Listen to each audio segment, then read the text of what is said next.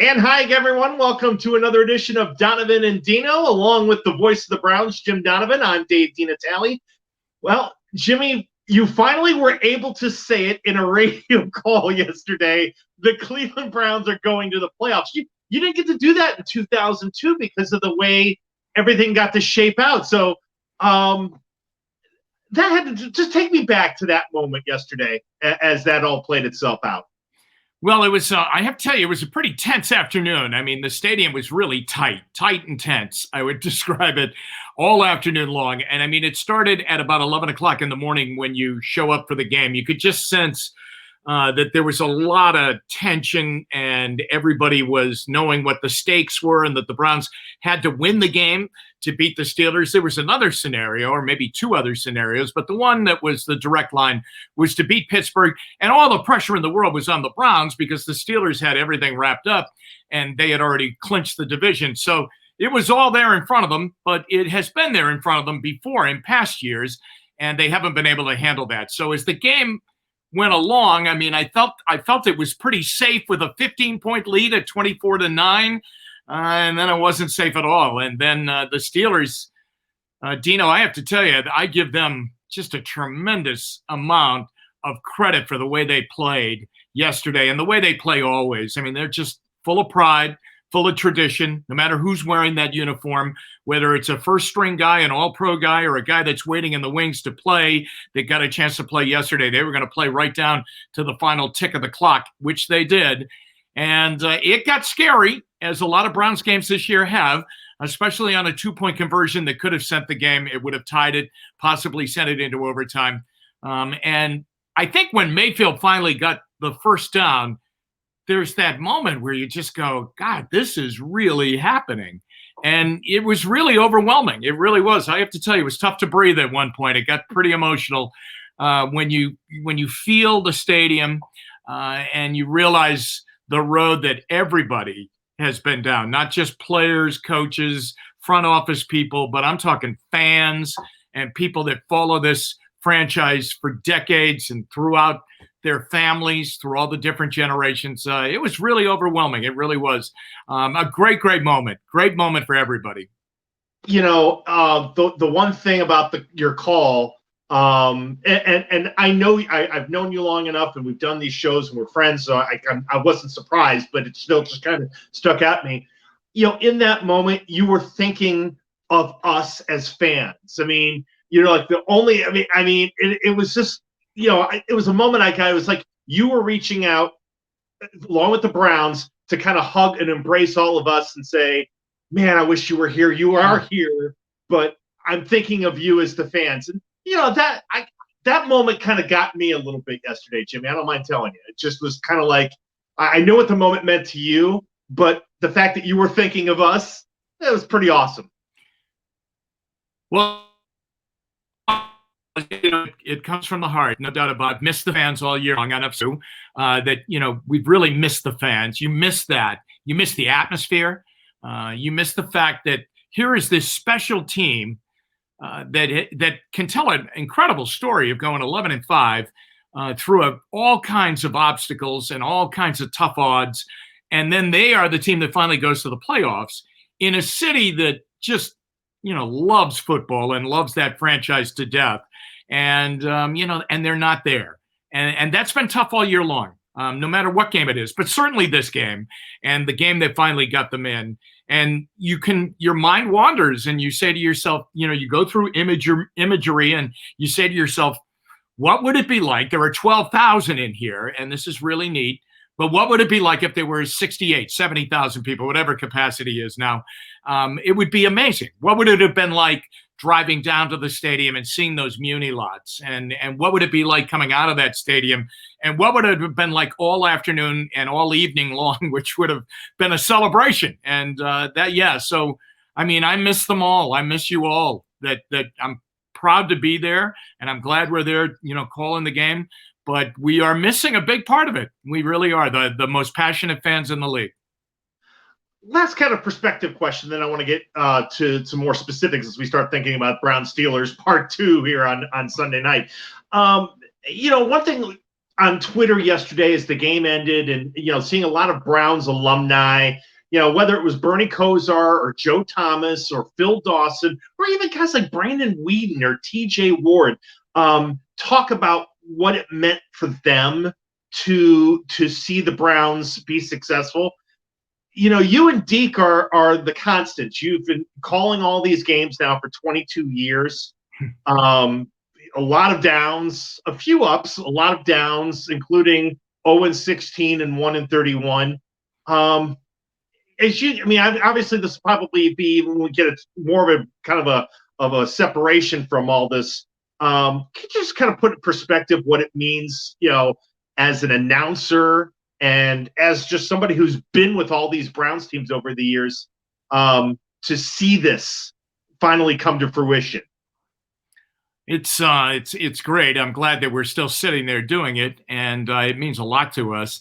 I look at a guy like Joe Thomas, who has a lot of honors coming his way. There's no doubt about it. I would tend to bet, though, Dino, that he probably would trade some of that in to be able to say he played on a playoff team with the Cleveland Browns. I mean, he was close his first year coming into the league. That's the year they went 10-6 and didn't get in. And I'm sure he thought at that time, well, that's just a little speed bump. We'll get in next year, or we'll certainly get in after that. And it will continually happen, but it never happened. And of course, it went down to the lowest depths of those seasons where they didn't win a game and they only won one game. And there were a lot of 2-win seasons. And there were a lot of guys that came here thinking that they were going to be part of the revitalization of the Cleveland Browns. In the new era of the Browns. And they came here and they gave it their all, and they bought into the tradition and the association with the fans, and it just never materialized, and they would go on. Now, some went on to better pastures and ended up winning Super Bowls with other teams, and that's fine. But again, I think you could ask them on a day like yesterday and say, what would it have meant to you to be a part of a Cleveland Browns team that finally made it into the playoffs? And they would tell you, hey, sign me back up. I want to be a part of that. I want to be in the city that when it happens. So it means, gosh, it just means so much to have them back in the postseason. It's just so neat to think about it. I think we can think about it for the 24-hour rule before we, dive into those Steelers again, because it's just such a great, great story to tell.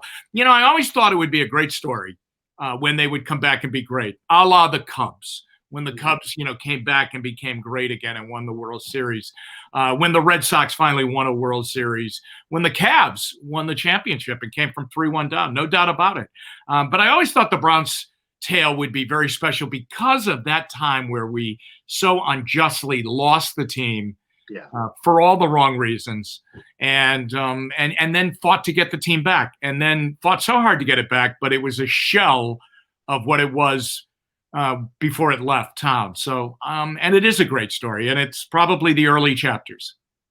Indeed.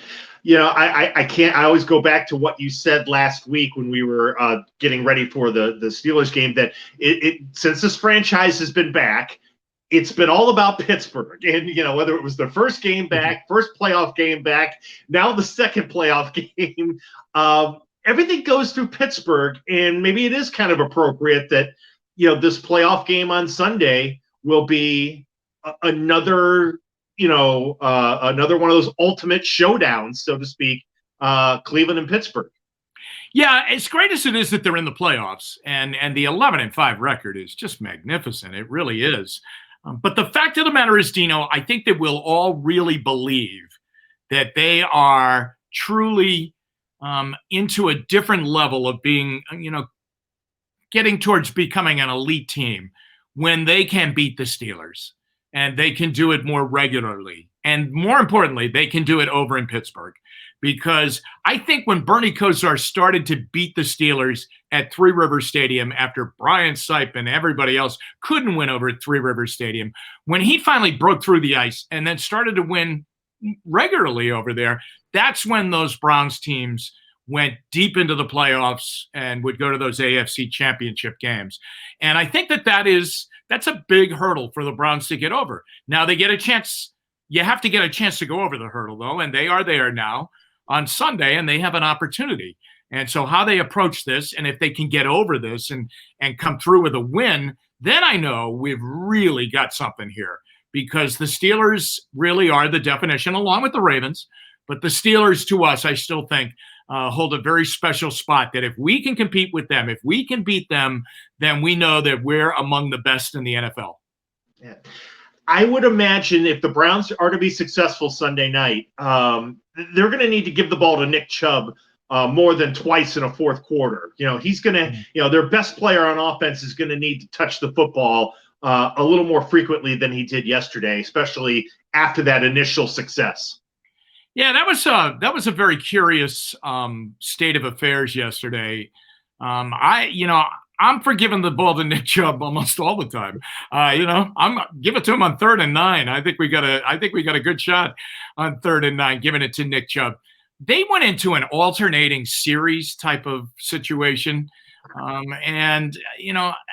There was one point we were in a commercial break on the radio, and Doug tapped me and said, "Boy, Chubb is averaging 8.8 yards a carry, and he's not in the game." And you just go to yourself, wow, I mean, that's unbelievable. That's going on. I don't know what the mindset was there. I know that they love to put Kareem Hunt in certain packages, but you're right. On Sunday night and in the playoffs, one of the things that people look at the Browns and say, the Browns could be a tough out for anybody in the playoffs. Why is that? It's because they can run the ball. Well, the formation of that running attack is Nick Chubb. So Nick Chubb can really – he can take the steam out of a defense. The other thing, Dino, is that Nick Chubb is a running back that really gets stronger the more he carries, and he weakens a defense the more he carries against them. I mean, he can really wear a defense down, where all of a sudden, you just keep giving it to him, and then, boom, he's going to break one. Now, that came very early yesterday, but by no means would I think that Nick Chubb would disappear out of the game for the amount of time that he did. And, Kareem Hunt's had kind of a tough time finding openings behind that Browns offensive line. And I think it's a little bit of a lack of patience sometimes with Kareem Hunt. I mean, God bless him. He goes at one speed. I mean, he gets the ball in, he blasts through. And a lot of times he forces himself to blast through, because I don't think he gives the offensive line enough time to set the play up, to set the hole up. When you watch Chubb a number of times, I mean, he can really set a play up, and he can stick his foot in the ground. He can change directions. He can make those cuts that are just so beautiful to watch, because he finds the open space, whereas Hunt does it with more power and speed, where he's just going to try and run over you, or at times hurdle over you. But yeah, I really think that I would be very surprised if Nick Chubb is not, overly involved in the game plan on Sunday. Piece of bad news today for the Browns. We found out Olivier Vernon's got the ruptured Achilles and obviously won't be playing on Sunday against the Steelers. I thought Olivier just was rock solid all year long, in a year where because of COVID, Myles Garrett missed some time and has been trying to get his wind back, so to speak. Vernon has been a real steadying force on that other side of the defensive line, and that's a significant loss. Yeah, it really has. If you think about it, and you think about him in the offseason, there was a value on his contract that it was too high. I think it was up around $15 million going into the season. And remember, they stuck their toe in the water, maybe their whole foot in the water, maybe their whole leg in the water, to take a look at Jadeveon Clowney for a long period of time. And they also took a look at Ngakoue down in Jacksonville, because it was well publicized that he was on the trading block and was available. And they took a look at those two guys, I think, very deeply. And if they had come to terms with either one of them, or made a deal with their particular teams at the time, then I think that Olivier Vernon wouldn't have been here at the start of the year. When that wasn't going to happen, remember, financially, they reworked his contract to get it more favorable in the salary cap situation for themselves. Now, how is he going to play on the field? If he's healthy, he plays very well. And that was the problem last year. He wasn't healthy. He had a knee problem that kept barking at him as the year went along.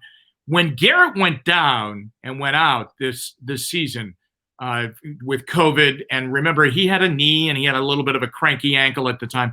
Boy, Vernon came on very, very strong. He had 9 sacks on the year. He didn't get his first sack until Game 7. So that's really, right. I mean, you think about it, that's a compressed amount of time at a very important time for the Browns. That's when they really made this run, and he was a big, big figure in that defense.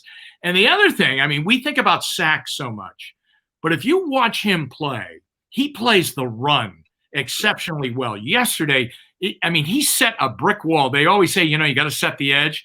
He set the Great Wall of China on his side of the field because he really does that very, very well, whereas other players don't do it as well as he does it. So he'll be missed.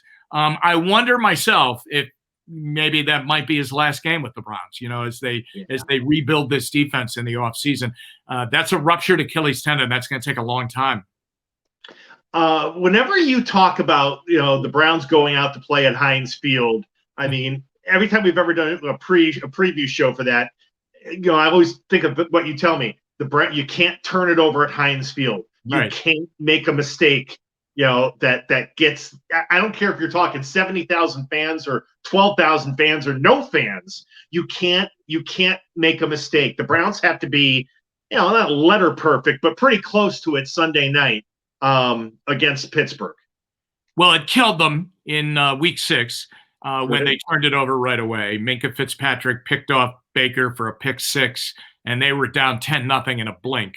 And never could get out of it. And then he threw another interception right before halftime, and that's ball game, really, at that point in time. I think they fumbled later in the game, too. I've seen it happen many times where they can be playing very, very well and very competitively over there, maybe even have a lead over there, and then a turnover happens, a mistake happens, and the game tilts. It's amazing how quickly it happens, that the Steelers just feed off of that, and they tilt the game and turn it upside down. And by the time you get yourself collected, if you get yourself collected at all, you look up at the scoreboard and suddenly you're down by 10. And that's the problem going over there. That's that mental thing that the Browns have to get over. If you go back to the playoff game when they played over there, they are cruising and beating the Steelers over there. And Kelly Holcomb threw an interception that looked like it wasn't going to be a problem, and the game tilted. At that point, it got out of control. The Steelers kind of got their mojo going. And the next thing you know, you're losing, and there's only a minute left, and you have no timeouts. So that's the key, I think. Dino, if I were the Browns, I would do this, though. I would take the Tennessee game plan, and I would Xerox it, and I would make that the game plan that you go into Pittsburgh with. As a visiting team in a big game, and at the time they played the Titans, it was a big, big game. They both had the same record, and they both were looking at division titles, but certainly wild card spots. And the Browns went in there and took the game right away, built up that huge lead. And that's what I would do. That's what I would attempt to do anyway, going over to Pittsburgh. I wouldn't try to just stay in the game. I would go take the game, make it a game. And they have enough offense that they should be able to do that. Jimmy, as we wrap up, I have to tell you, I know you have a Twitter account, but I know that you're not a big Twitter guy.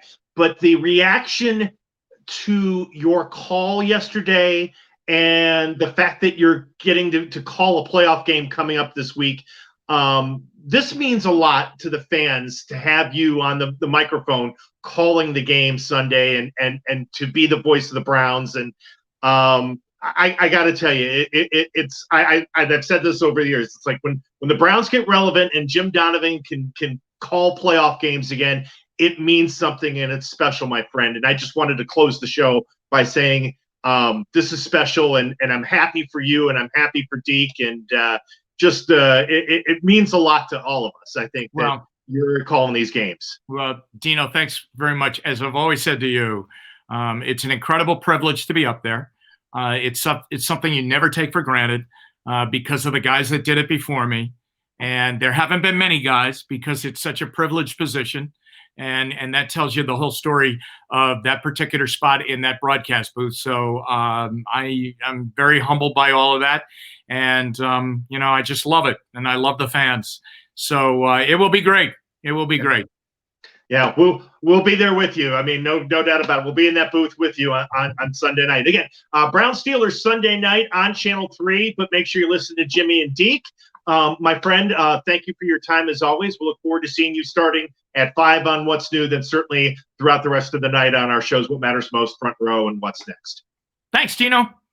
Thank you. Thanks, everybody, for watching Donovan and Dino right here on WKYC.com.